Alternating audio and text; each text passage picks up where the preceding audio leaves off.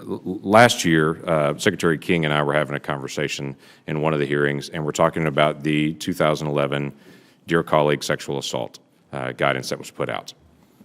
The change from clear and convincing evidence, which most universities use, to the preponderance of evidence, and to try to figure out how this works within that institution. Mr. Smith was alluding to something we've all talked about. It's not legally binding. The question is, if a school chooses to apply clear and convincing evidence in their issues for sexual assault, how would the department respond? So, thank you. You put your microphone on there as well. Thank you for including me in this conversation and for that question.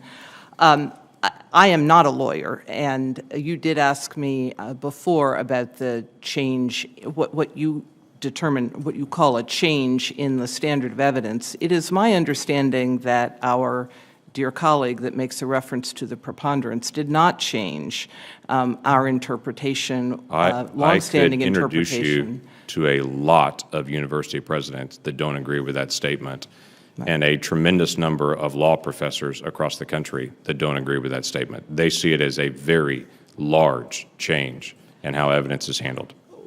So we may have to disagree for this moment, but that was the evidence standard that our agency had been using, and it's what we understand many universities were using, and we think it properly derives from the words in Title IX. So that said, that guidance document, again, does not have the force of law. So the guidance document itself, I'm so sorry to interrupt. Can you help me understand from Title IX where that comes from? And again, not trying to put you on the spot, but you were just mentioning you think it comes from Title IX and from the word that's there. I can't seem to draw that standard from anything that I read in Title IX. So I will tell you what I believe the source is. So this is our interpretation of the words equitable in the Title IX regulation, and this burden of proof is how we, here we go. It's apparently multiple administrations, not just our administration, that for procedures to be equitable, they must use the preponderance of evidence standard, and that's our interpretation of Title IX. Now, the guidance document itself simply explains that. It does not have the force of law. So we're back to my original question. If a university chooses to use clear and convincing standards versus preponderance of evidence, what does the Department of Education do with that school? Well, so what would happen in all of our enforcement is there could potentially be a complaint that comes from someone who feels that the sexual harassment policy in the university was violating their rights, and we would investigate that complaint thoroughly and around all the specific facts of that individual case, and that could take some time, and we would then come to a determination on the law, not about our guidance, but on the law, and work with the university to come into compliance if that was required. I'm still waiting. I'm sorry.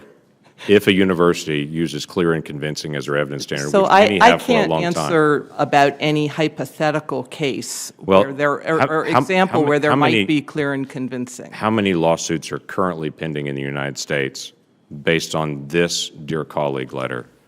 Do you know? I do not know the answer to that. I can certainly follow up. You know what? I'd be interested to know.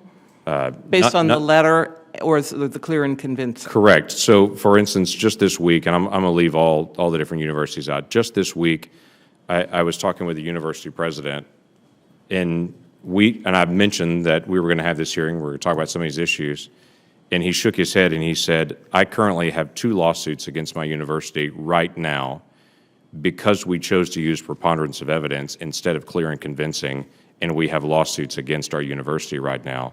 And that story is repeated over and over again from suits from students or former students that are challenging the new process, and also from universities that are challenging the Department of Education.